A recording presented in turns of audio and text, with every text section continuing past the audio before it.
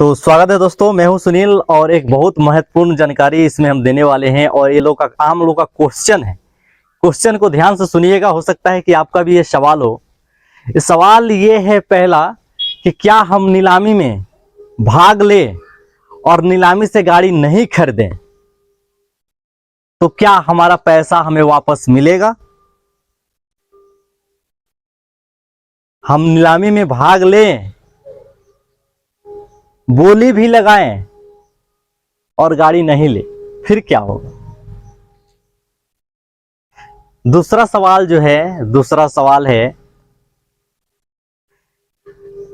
नीलामी से अगर हम गाड़ी खरीदे, भाग लिए, गाड़ी खरीद लिए और गाड़ी का पेपर नहीं बनवाए तो फिर क्या होगा। सवाल है, कुछ दोस्तों का सवाल है, हो सकता है आप लोग का भी कुछ लोग का ये मोटिव हो सकता है, सवाल हो सकता है। तो दो सवाल आप लोग सुन लिए। तीसरा जो सवाल है कि हम नीलामी में भाग ले, गाड़ी ले, डॉक्यूमेंट भी बनवा ले, तो क्या उस गाड़ी को हम किसी और से बेच सकते हैं। तीन महत्वपूर्ण सवाल, काफी इंपॉर्टेंट है और ये वाकई में इंपॉर्टेंट है और लगभग हो सकता है कि हर कोई का सवाल हो सकता है। और इसको आज हम बता देते हैं कि ये तीनों सवाल का जवाब क्या होने वाला है। ठीक है, तो सबसे पहले हम शुरू करते हैं क्या कि जो आप तीसरा नंबर से हम शुरू करते हैं। तीसरा नंबर जो लोग का जो सवाल है उससे हम शुरू करते हैं। तो तीसरा नंबर जो है, जो सवाल है कि नीलामी से अगर हम गाड़ी ले लें, खरीद लें, कागज बनवा लें, क्या उस गाड़ी को बेच सकते हैं। तो जो मेरे तरफ से जो आंसर है, चाहे कोई भी जो एक आंसर है, वो आंसर है यस। आप जो नीलामी से गाड़ी ले सकते हैं, उसका कागज बनवा सकते हैं, फिर उसको आप बेच सकते हैं या चढ़ सकते हैं। ये लीगल है, इनलीगल नहीं है, क्योंकि उसका स्वयं का मालिक उसका अब आप हैं। अब आपका संपत्ति है। अब आप अपने संपत्ति को आप किसी और के हाथ बेच दीजिए या उसको आप कुछ भी कीजिए, उसके साथ में कोई एक्सपेरिमेंट कीजिए, उसको तोड़ दीजिए, फाड़ दीजिए, चीर दीजिए, किसी को बेच दीजिए, दान दे दीजिए। दान देना हो तो हमें बताइएगा, ठीक है। दान अगर देना हो तो हमें जरूर बताइएगा, हम उसके लिए हैं। हम लेकर जो हमारे जो दोस्त हैं जिनको गाड़ी नहीं मिल रहा है, हम उनको दे देंगे। दान देना हो तो जरूर बताइएगा। समझ गए बात को। तीसरे सवाल, जो दूसरा सवाल है, तो दूसरा सवाल जो है, दूसरा सवाल का उत्तर हम बता दें कि जो दूसरा सवाल है ये पूछे हैं हमारे सुजीत अग्रवाल जी। और उनका कहना है कि क्या हम नीलामी में भाग लें, नीलामी में भाग लें, गाड़ी भी खरीदें और पेपर नहीं बनवाएं तो क्या होगा। कुछ लोग का ये भी दिमाग में होगा और होता है, ये हंसने वाली बात नहीं है, सीरियस है, ये होता भी है। नीलामी में भाग लें, गाड़ी खरीदें और पेपर नहीं बनवाएं तो क्या होगा। इसके लिए दो सस्पेंस आता है। दो सस्पेंस क्या है वो हम आपको बता रहे हैं। पहला चीज कि आप किस टाइप के नीलामी में भाग ले रहे हैं, प्राइवेट या सरकारी। या आप सरकारी में अगर भाग ले रहे हैं तो उसमें जो गाड़ी है वो आपकी अपनी जान पहचान वाले व्यक्ति का गाड़ी है, जिसका और जो बाकी जो पेपर है, टोटल पेपर उसके पास में है।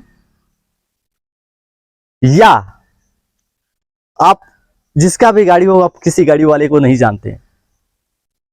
ये दो पहलू है, याद रखिएगा। अगर आपका स्वयं का अपना गाड़ी है, उसका पेपर आपका है और गाड़ी जब्त किया हुआ है, उस गाड़ी नीलाम किए गए और उस गाड़ी को आप खरीदे हुए हैं, तो उसका टोटल पेपर आपका है, तो उसके लिए वो डिपेंड करता है आप पे। अगर देखिए, लेकिन इनलीगल है तो इनलीगल, बात को समझ गए, है वो इनलीगल, क्योंकि गाड़ी का नंबर भी आपका वही रहेगा। अगर कभी चेकिंग होता है तो आप वही पुराना वाला पेपर दिखाइएगा, तो मतलब समझ सकते हैं। अब क्या बताएं, आप लोग समझ गए हैं। भाई जाहिर सी बात है, बचना है, उचित है ना, बच सकते हैं। लेकिन लीगली अगर देखा जाए तो लीगली उसको ट्रांसफर कराना, क्योंकि जिसके नाम पर गाड़ी है गया है, जिसके नाम पर वो नीलामी जीता गया है, उसके नाम पर होना जरूरी है। लेकिन फिर भी आप उसी के आधार पर काम चला सकते हैं, ठीक है। और जो दूसरा जो मतलब बात करें, जो पहलू है, वो पहलू है अगर आपका गाड़ी नहीं है, मतलब आपके किसी जान पहचान की गाड़ी नहीं है, वो गाड़ी का पेपर भी नहीं है आपके पास में, आपको तो सिर्फ किट मिलेगा। हाँ, अब यहाँ पे डिपेंड करता है कि अगर वो कमर्शियल अगर गाड़ी है, ट्रक है, बस है, कार है इत्यादि अगर है, तो दिक्कत हो सकता है आपको। क्योंकि जैसे आप गाड़ी अगर एक गांव साइड, देहात साइड में अगर आप रह रहे हैं, जहां आपको सिर्फ उसी के लिए आपको रखना है, सिर्फ गांव में ही रहना है, गांव से बाहर कहीं जाना ही नहीं है आपको, 2000 की गाड़ी है या 4000 की गाड़ी है, 4000 की समथिंग गाड़ी है, जो कुछ दिन में कबाड़ हो जाएगा, कुछ दिन में कबाड़ हो जाएगा, महीना दिन 2 महीना 4 महीना में कबाड़ हो जाएगा, साल भर में कबाड़ हो जाएगा, उसका कोई वैल्यू नहीं रहने वाला है। आप 4000 में वो गाड़ी को खरीदे हैं, समझ रहे हैं बात को, इतना दिन में खत्म हो जाएगा।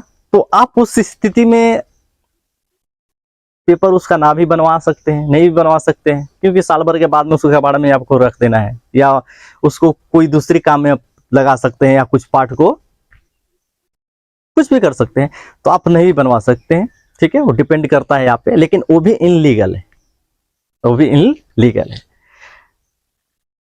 और इसी का जो चौथा जो पहलू है, तीसरा पहलू समझ गया, इसी का चौथा पहलू है कि अगर आपका गाड़ी अगर अच्छा है, कंडीशन का गाड़ी है, बढ़िया गाड़ी है, फिर पेपर नहीं बनवाते हैं तो क्या होगा। तो जैसे आप गाड़ी को बाहर निकालिएगा, कहीं आपका गाड़ी अगर प्रशासन के हाथ लगता है या पकड़ाता है, जब पेपर चेक होगा, तो पेपर उसका जब नहीं रहने के कारण आपका गाड़ी फिर से जिस जगह से आप उठाए हैं, फिर से उसी जगह पर वो गाड़ी चला जाएगा। तो शायद आप लोग इस बात को समझ गए होंगे। और जो पहला और लास्ट जो क्वेश्चन है, वो क्वेश्चन यही है कि अगर हम नीलामी में भाग लें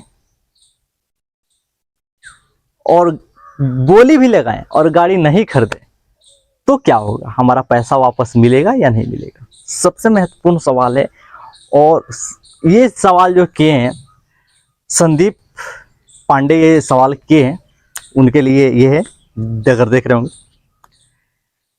और ये सवाल सिर्फ उन्हीं का नहीं है, बहुत सारे लोगों का ये सवाल है। नीलामी में हम भाग लें, बोली भी लगाएं और गाड़ी नहीं खरीदे, फिर क्या होगा। होगा कुछ नहीं, पैसा जब्त हो जाएगा, पैसा नहीं मिलेगा।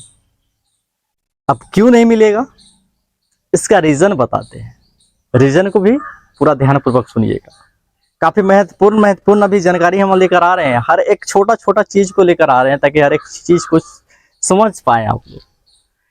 तो देखिए, सरकारी नीलामी हो अथवा प्राइवेट नीलामी, थम्स कंडीशन दोनों सेम लागू होता है।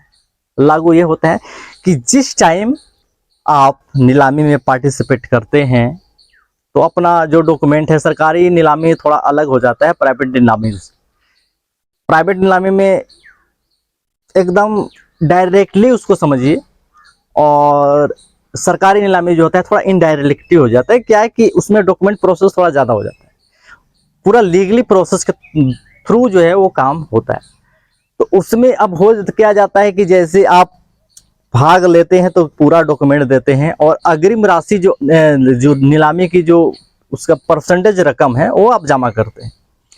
उसी तौर के लिए, उसी नियम एवं शर्तों के लिए आप जमा करते हैं कि अगर हम बोली लगाते हैं, अगर गाड़ी नहीं लेते हैं, तो हमारा पैसा जब्त हो जाना चाहिए, हो जाना चाहिए, हो जाता है। तो जो नीलामी जो खत्म होगा, आप गाड़ी पर बोली लगा दिए, क्योंकि first party, second party, third party, ना जाने कितने सारे पार्टी बैठे हैं उसी गाड़ी के लिए, और आप सबसे हाई रेट लगा गए, सबसे हाई बोली लगा गए, तो जो बाकी जो लोग बचे हुए वो लोग तो गाड़ी नहीं लिए, क्योंकि आप भी पूरा हाई रेट लगा दिए।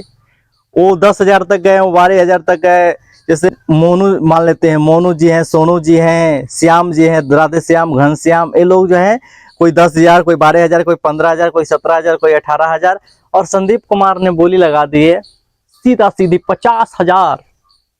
और गाड़ी जो है ना लास्ट में जब जाकर देख रहे हैं गाड़ी 50,000 लायक नहीं है ना, गाड़ी नहीं लेंगे। अब गाड़ी नहीं लेंगे तो भैया क्या हुआ, गाड़ी पर वो 10,000 पहले से जमा किए हुए हैं तो गाड़ी मिलेगा ना उनको, गाड़ी तो खैर लेंगे नहीं। अब क्या है, अब जाएंगे कहेंगे भैया हमारा पैसा वापस कर दीजिए, तो पैसा वापस की तो बात छोड़ी, उन लीगल कार्रवाई भी अगर चाहे तो आदमी कर सकता है, लेकिन वो नहीं सब होता है ऐसा। ठीक है, समझ गए? तो इस बात को आप लोग पूरा शायद भली बात ही आप समझ गए होंगे। तो यही प्रोसेस होता है। तो नीलामी में भाग लिया और गाड़ी नहीं लिए तो आपका पैसा जब्त कर लिया जाएगा और आपको गाड़ी नहीं दिया जाएगा, उस गाड़ी की पुनः फिर से नीलामी की जाएगी। इस सभी सवालों को आप समझ गए होंगे। और भी जो भी आपका सवाल हो आप कमेंट बॉक्स में आप हमें जरूर करके बताएं। जो भी क्वेश्चन हो उसका सटीक जानकारी हम आपको देंगे। ये सब बिल्कुल फ्री है। फ्री नॉलेज लीजिए, सीखिए और फिर गाड़ी लीजिए सस्ते भाव में, सस्ते कीमत। मिलेंगे नेक्स्ट वीडियो में।